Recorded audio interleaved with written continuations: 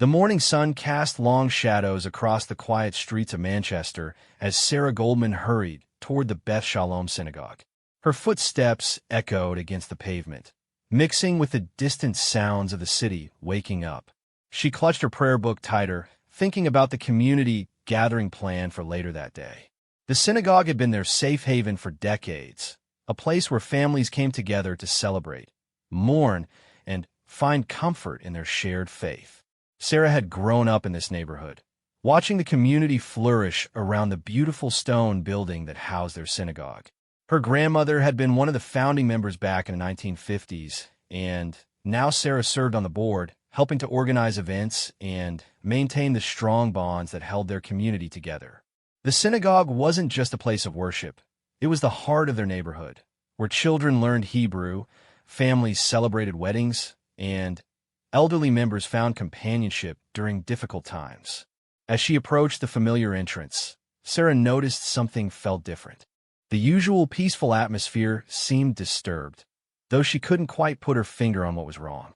The morning air carried an unusual tension, and she found herself walking faster, eager to reach the safety of the building she had known and loved all her life. Rabbi David Goldstein was already inside, preparing for the morning service. He had served his community for over 15 years, watching children grow up, officiating at countless ceremonies, and providing guidance during both joyful and challenging times. The rabbi understood the delicate balance of maintaining traditions while adapting to modern life, and his congregation trusted him completely. He believed deeply in the power of community and had worked tirelessly to build bridges with other faith groups in Manchester.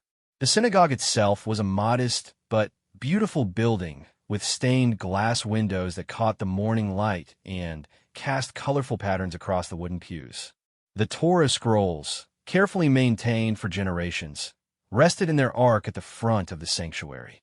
Every corner of the building held memories and stories of the families who had worshipped there, creating a tapestry of shared experiences that strengthened their bond as a community. Outside, Detective Inspector James Mitchell was reviewing the morning briefings in his car when the first call came through. The voice on the radio was urgent but professional, reporting an incident at the Beth Shalom Synagogue. His heart sank immediately. In his 20 years with Greater Manchester Police, he had seen too many instances of religious communities being targeted, and he knew how devastating such attacks could be for the victims and their families. The detective had worked closely with various religious communities throughout his career, building relationships based on trust and mutual respect. He understood that when places of worship were threatened, it wasn't just about property damage or individual harm. It was an attack on the very foundation of people's sense of security and belonging. The synagogue represented more than a building to its members. It was their spiritual home, their community center, and their connection to generations of tradition. As he drove toward the scene, Detective Mitchell thought about the recent rise in hate crimes across the country. The statistics were troubling, showing increases in attacks against various religious and ethnic communities. He had attended numerous training sessions about handling such incidents sensitively, understanding that the response of law enforcement could either help heal a community or deepen their wounds. Meanwhile, inside the synagogue, the morning service was about to begin when the first signs of trouble appeared. Rabbi Goldstein noticed movement outside that seemed unusual, and a feeling of unease began to settle over the small group of early worshipers. The congregation included elderly members who came daily for morning prayers, young parents who stopped by before work, and teenagers preparing for their bar or bat mitzvahs. Among the congregants was elderly Mr. Abraham Levy, a Holocaust survivor who had found refuge in Manchester after the war. For him, the synagogue represented not just faith but survival and hope. He had seen the worst of humanity, but also experienced the kindness of strangers who had helped him rebuild his life in England. The synagogue community had embraced him and his family, providing the support system that helped them heal from unimaginable trauma. The peaceful morning routine was suddenly shattered when shouts and commotion erupted outside the building. The sound of breaking glass pierced the quiet sanctuary, causing everyone inside to freeze in fear and confusion. Rabbi Goldstein immediately moved to protect his congregation, his mind racing as he tried to assess the situation and ensure everyone's safety. Mrs. Goldman, who had been arranging flowers near the entrance, watched in horror as figures approached the building with obvious hostile intent. The attack unfolded quickly, but the terror it created would last much longer. The perpetrators seemed determined to cause maximum fear and damage, targeting not just the physical structure, but the sense of security that the community had built over decades. The incident sent shockwaves through the congregation and the wider Manchester community. News of the attack spread rapidly, reaching family members, friends, and community leaders who had deep connections to the synagogue. The phone calls began immediately, as people desperately tried to confirm the safety of their loved ones and understand what had happened to their cherished place of worship. As emergency services arrived at the scene, the full extent of the attack became clear. The damage wasn't just physical, it was emotional and psychological, affecting not only those who were present, but the entire network of people who consider the synagogue their spiritual home. The attack had struck at the heart of a community that had always prided itself on openness, tolerance, and peaceful coexistence with their neighbors. The news reached community leaders across Manchester and beyond, including those with connections to the royal family and government officials who had previously visited the synagogue for interfaith events. The attack represented more than local crime. It was seen as an assault on the values of religious freedom and tolerance that Britain had long cherished and protected. #Manchester Synagogue Incident. Part 2 Detective Inspector Mitchell arrived at the synagogue to find a scene that would stay with him for years to come. The beautiful stained glass windows that had welcomed worshippers for decades were shattered, their colorful fragments scattered across the entrance steps like broken dreams. Graffiti defaced the ancient stone walls, crude symbols, and hateful words that seemed to poison the very air around the building. The sacred space that had been a source of comfort and joy for so many families now bore the scars of hatred and intolerance. The detective immediately began coordinating with his team to secure the scene and gather evidence. Every detail mattered in cases like this, not just for catching the perpetrators, but for understanding the full scope of the attack. The forensics team worked methodically, photographing the damage, collecting samples, and documenting everything that might help identify those responsible. The process was slow and careful, but necessary to build a strong case that would hold up in court. Inside the synagogue, Rabbi Goldstein was working with police to account for everyone who had been present during the attack. The emotional toll on the congregation was immediately apparent. Some sat in stunned silence, struggling to process what had happened to their sacred space. Others wept openly, not just for the physical damage, but for the loss of the sense of security they had always felt within these walls. The attack had violated more than property. It had violated their trust and peace of mind. Mrs. Sarah Goldman found herself becoming an unofficial spokesperson for the shaken community. Her years of experience organizing events and working with local officials made her a natural choice to coordinate with the police and media. Despite her own shock and grief, she understood that how they responded to this attack would be crucial for the healing process. The community needed to show strength and unity, but they also needed time to process their trauma and fear. The news of the attack spread rapidly through social media and traditional news outlets. Within hours, messages of support began pouring in from across Manchester and beyond. Other religious communities, including local churches and mosques, reached out to offer assistance and solidarity.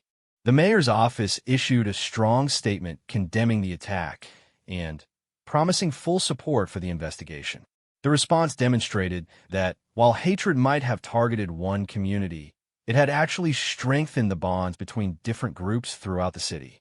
Among those following the news closely was Lady Catherine Pemberton, a member of the royal household staff who had worked for many years coordinating charitable activities and community outreach. She had been involved in organizing previous visits by members of the royal family to various religious communities, including several synagogues across the United Kingdom. When reports of the Manchester attack reached her office, she immediately recognized the significance of the incident and began considering how the royal family might appropriately respond.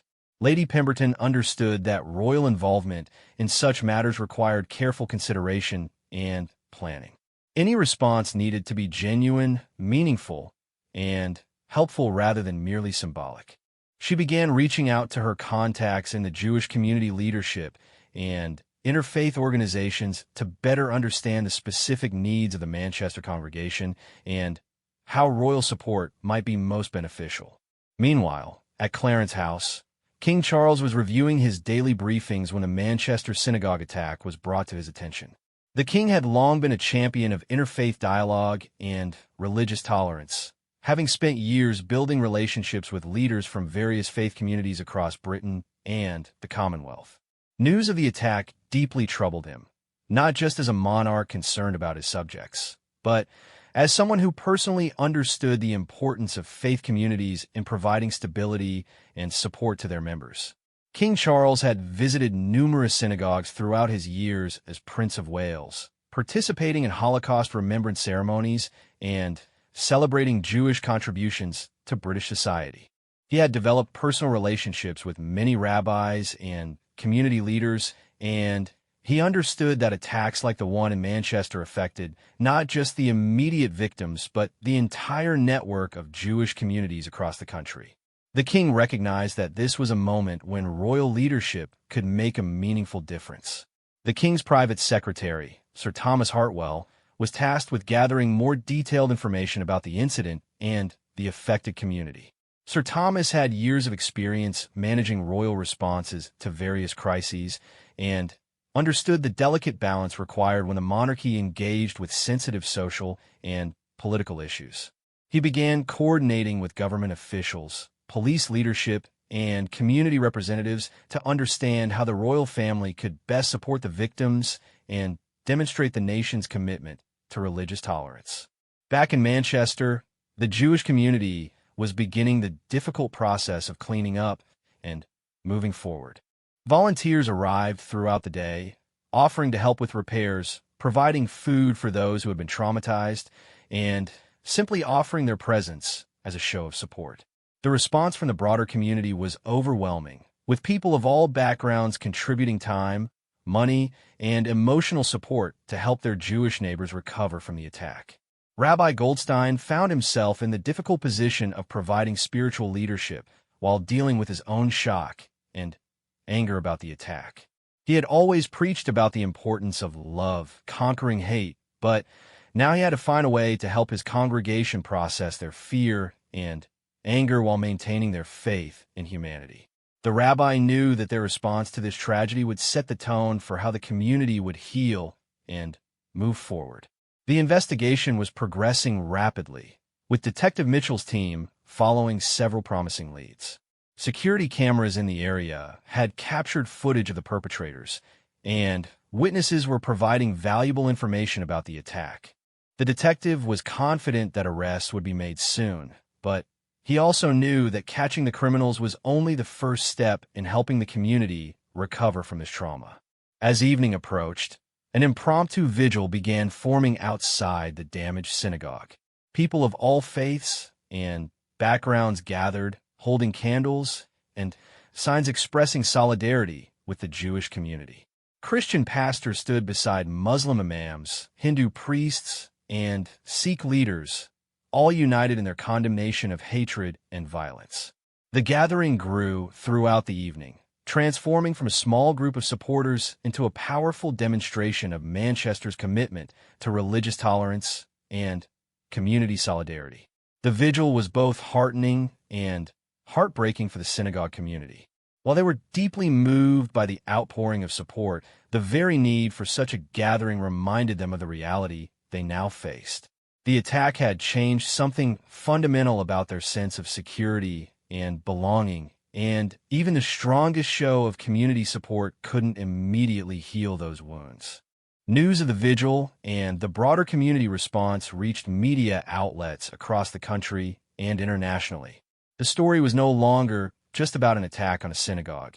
It had become a story about how communities can come together in the face of hatred and division. The response demonstrated the best of British values, but it also highlighted the ongoing challenges posed by religious intolerance and hate crimes in modern society. Hashtag Manchester Synagogue Incident.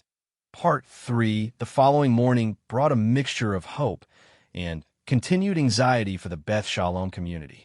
Detective Mitchell had called an emergency meeting with Rabbi Goldstein and the synagogue leadership to share important developments in the investigation.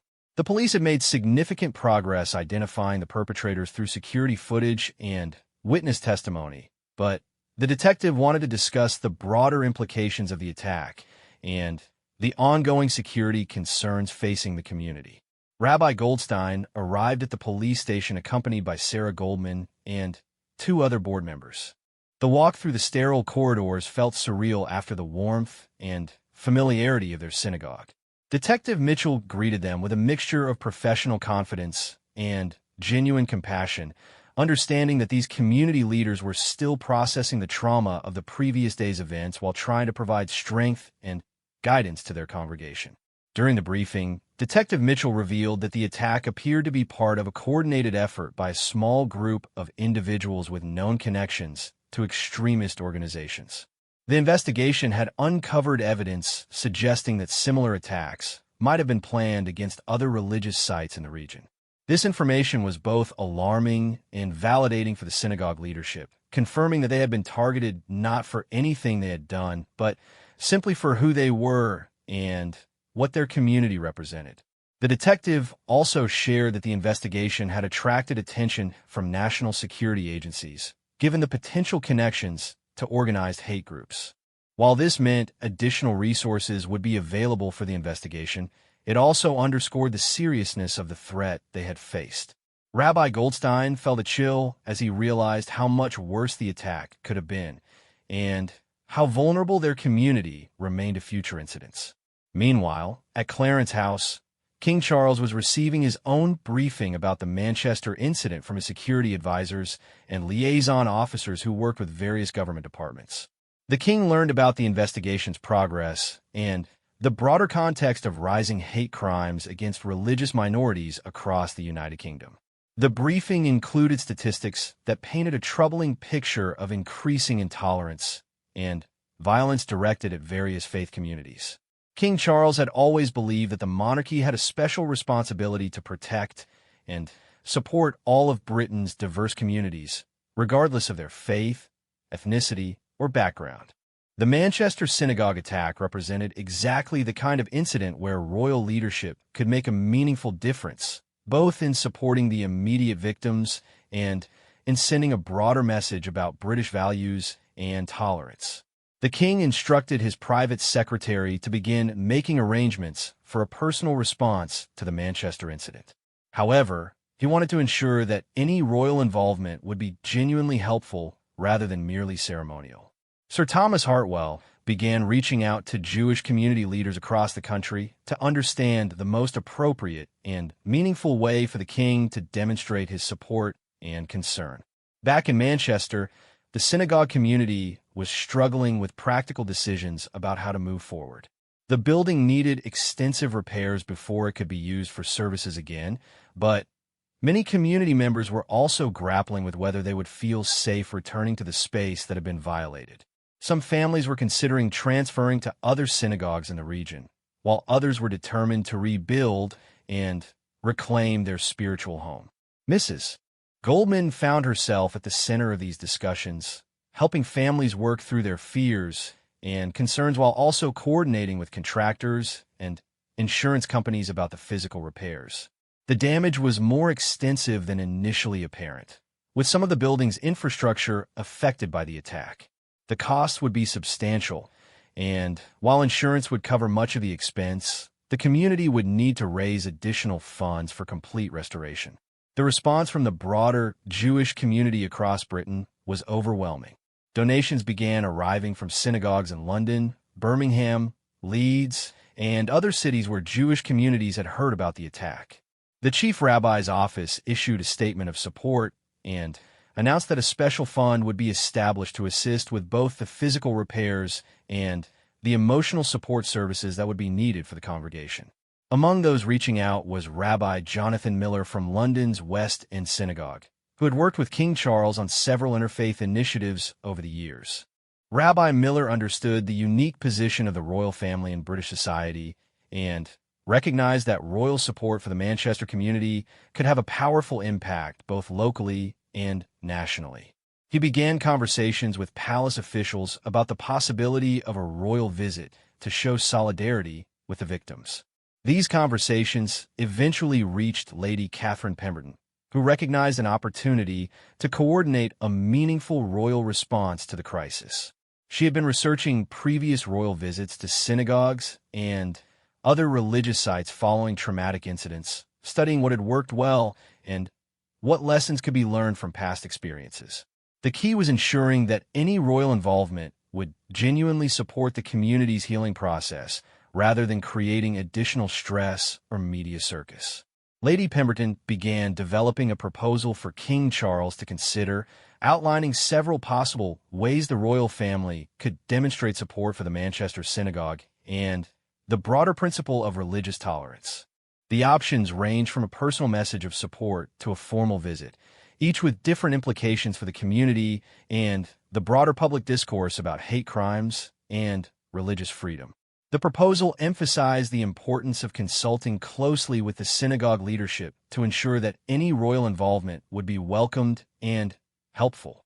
It also highlighted the opportunity to use royal support as a platform for broader discussions about tolerance, diversity, and the importance of protecting all of Britain's faith communities from hatred and violence. As these discussions were taking place behind the scenes, the Manchester community was beginning to experience the reality of life after the attack. Children who had attended Hebrew school at the synagogue were having nightmares and asking difficult questions about why someone would want to hurt their community. Elderly members like Mr. Abraham Levy, who had survived the Holocaust, were reliving old traumas and struggling with fears they thought they had left behind decades ago. Rabbi Goldstein was working with mental health professionals to provide counseling and support services for community members who were struggling with the aftermath of the attack. The emotional healing would take much longer than the physical repairs, and the rabbi knew that some people might never fully recover their sense of security and peace. The attack had fundamentally changed their community, and part of the healing process would involve acknowledging and accepting that reality. The investigation continued to make progress, with arrests expected in the coming days. Detective Mitchell kept the community leadership informed about developments while being careful not to compromise the ongoing investigation. The prospect of seeing the perpetrators brought to justice provided some comfort to the community, but many people understood that legal consequences alone wouldn't undo the damage that had been done to their sense of safety and belonging. As the week progressed, support continued to pour in from unexpected sources. Local businesses offered services and donations, schools organized fundraising drives, and even individuals who had no direct connection to the Jewish community stopped by to offer their help and express their solidarity. The attack had shocked the conscience of the broader Manchester community, creating a powerful sense of shared responsibility for protecting and supporting their Jewish neighbors. Hashtag Manchester Synagogue Incident. Part 4 of the phone call came on a gray Thursday morning, exactly 1 week after the attack. Rabbi Goldstein was in his temporary office, a cramped room in a community center that the local council had provided while the synagogue underwent repairs, when his secretary knocked and announced that someone from the royal household was on the line. The rabbi's heart skipped a beat as he picked up the phone and heard Lady Catherine Pemberton's crisp, professional voice explaining that King Charles wished to personally express his support for the synagogue community. Lady Pemberton's call was carefully scripted, but warm, explaining that the king had been deeply troubled by news of the attack and wanted to offer both his personal sympathy and the support of the royal family. She asked if the rabbi would be willing to discuss the possibility of a royal visit to Manchester, emphasizing that any such visit would be entirely focused on supporting the community's healing process rather than creating a media spectacle.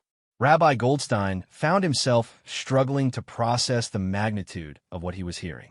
In his 15 years of leading the congregation, he had never imagined that their small community would attract the personal attention of the King of England.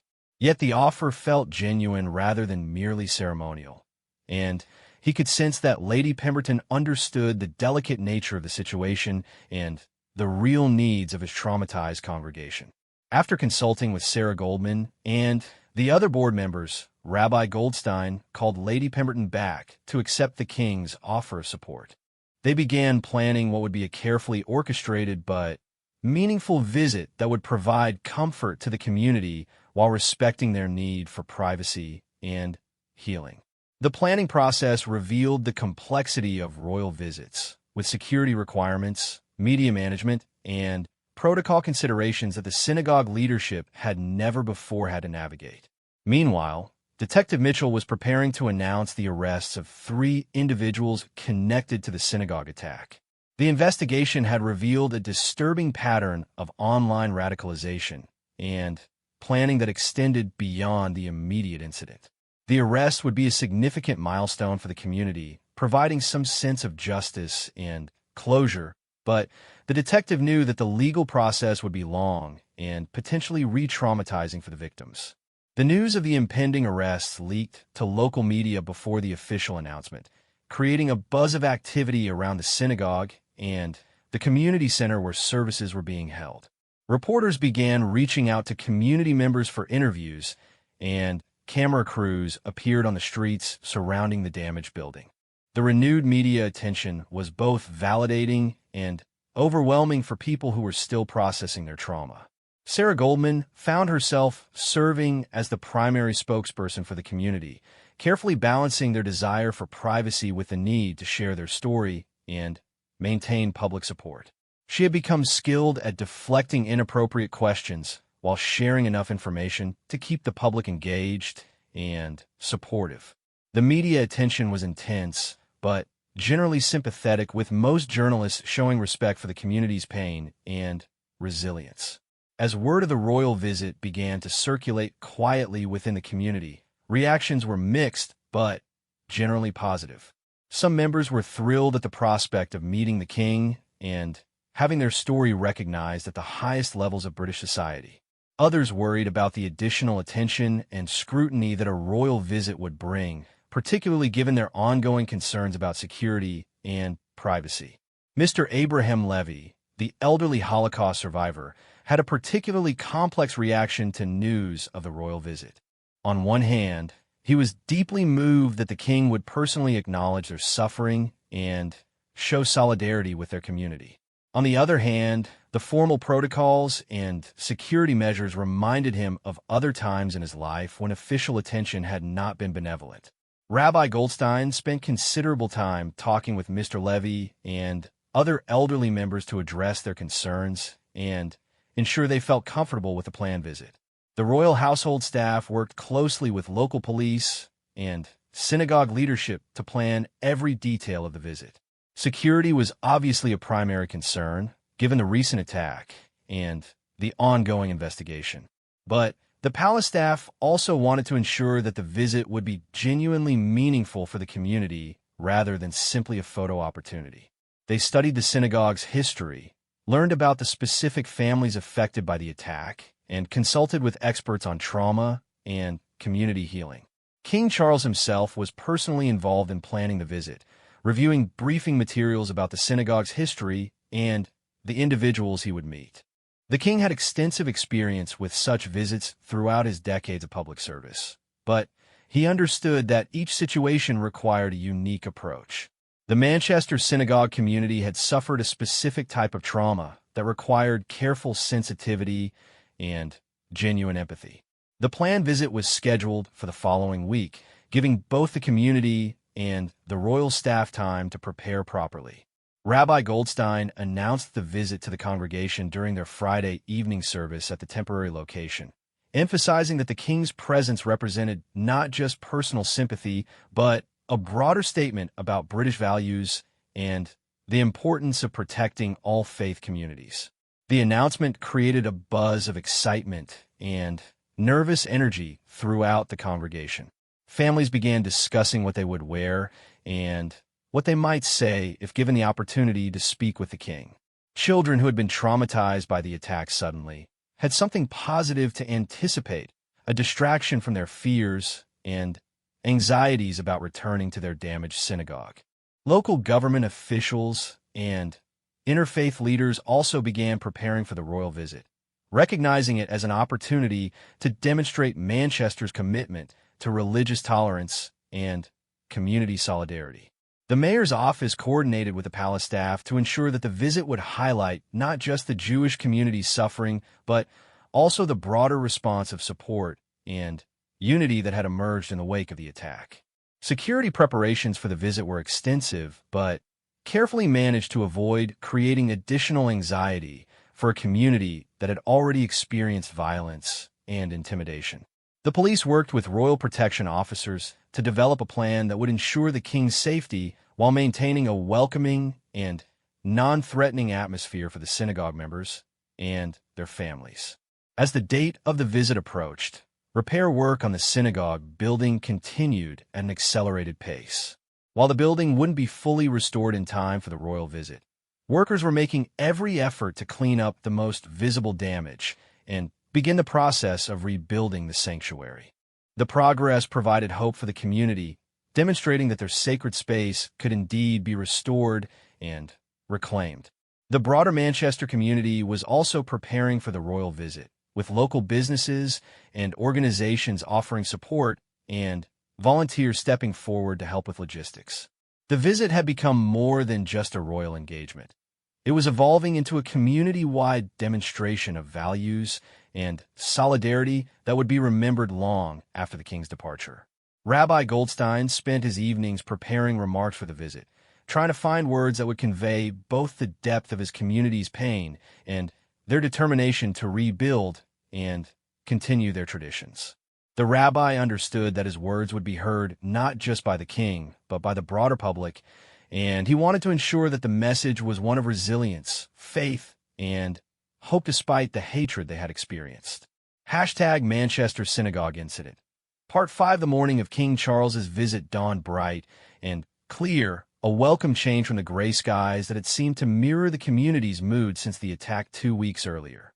Rabbi Goldstein arrived at the synagogue building early, wanting to walk through the space one final time before the king's arrival. The repairs were still ongoing, but the building looked dramatically different from the damaged structure that had greeted them the morning after the attack.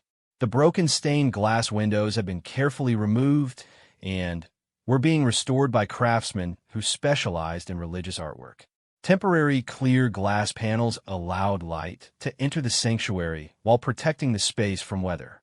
The graffiti had been completely removed from the stone walls, and new security cameras have been installed throughout the property. The building bore scars from the attack, but it also showed signs of renewal and hope. Sarah Goldman arrived shortly after the rabbi, accompanied by several other community leaders who would participate in the visit.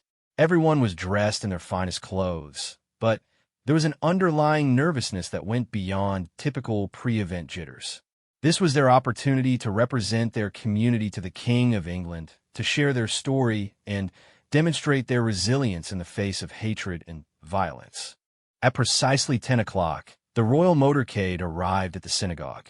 King Charles emerged from his car with the dignified bearing that had characterized his decades of public service.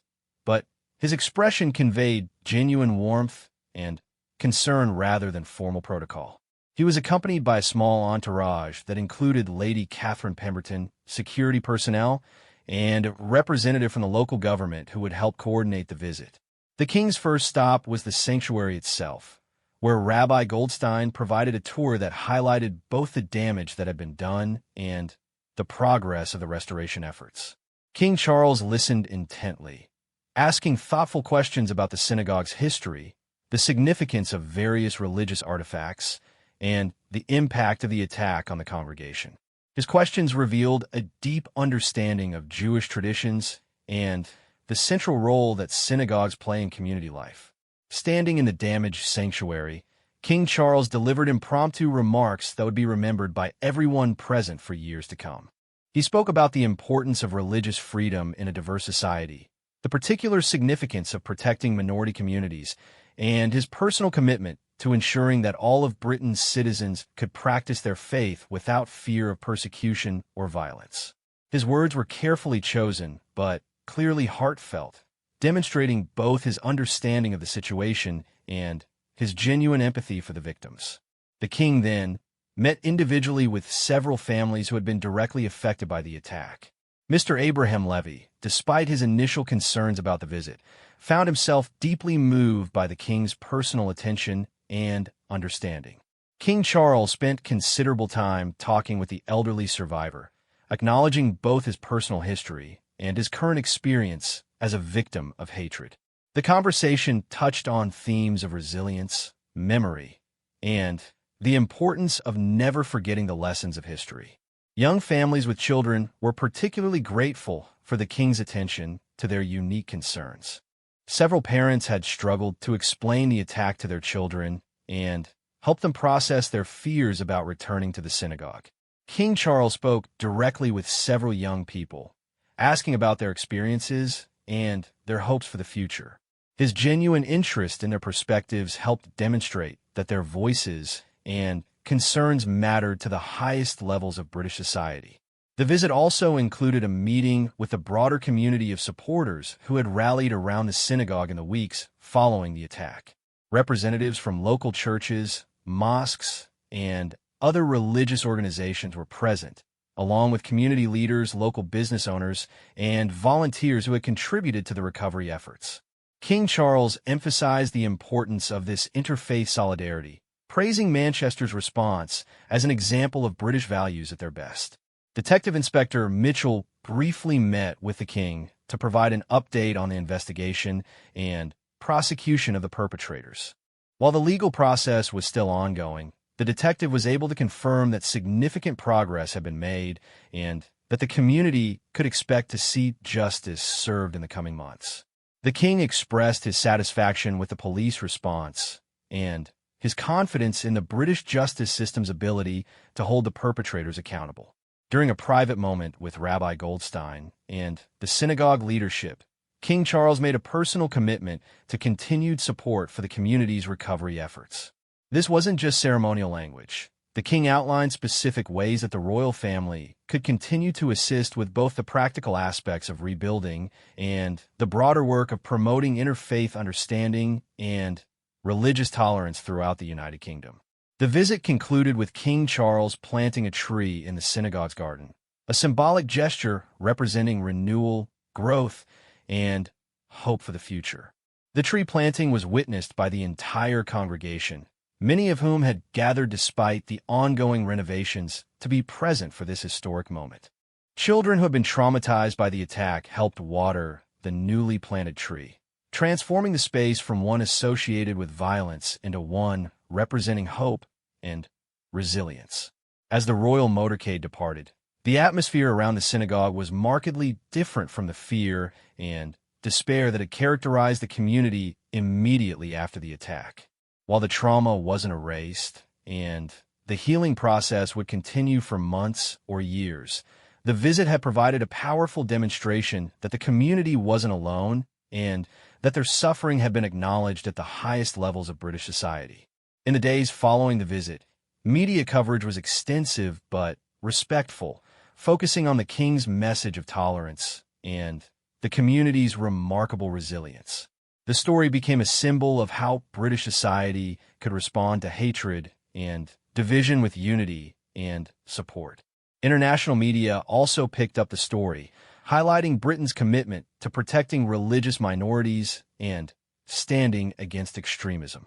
The royal visit had lasting effects that extended far beyond the immediate comfort it provided to the Manchester synagogue community. Other religious communities across the country reported feeling more secure and supported, knowing that attacks on their institutions will be taken seriously at every level of government and society. The visit also inspired similar expressions of solidarity in other cities and communities where religious tensions existed. For Rabbi Goldstein and his congregation, the visit marked a turning point in their recovery process. While they would never forget the attack or completely lose their awareness of ongoing security concerns, they had been reminded that they were valued members of British society with powerful allies committed to protecting their right to practice their faith in peace and safety. The restored synagogue, when it finally reopened several months later, was more than just a repaired building. It had become a symbol of resilience, community solidarity, and the power of love to overcome hatred.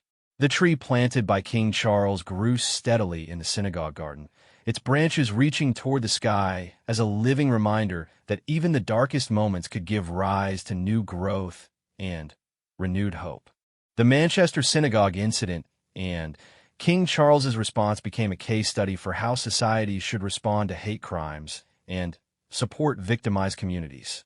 The visit demonstrated that meaningful leadership required more than just words of condemnation. It required personal engagement, ongoing commitment, and a willingness to stand with vulnerable communities in their darkest hours. The king's support had helped transform a story of hatred and violence into one of healing, unity, and hope.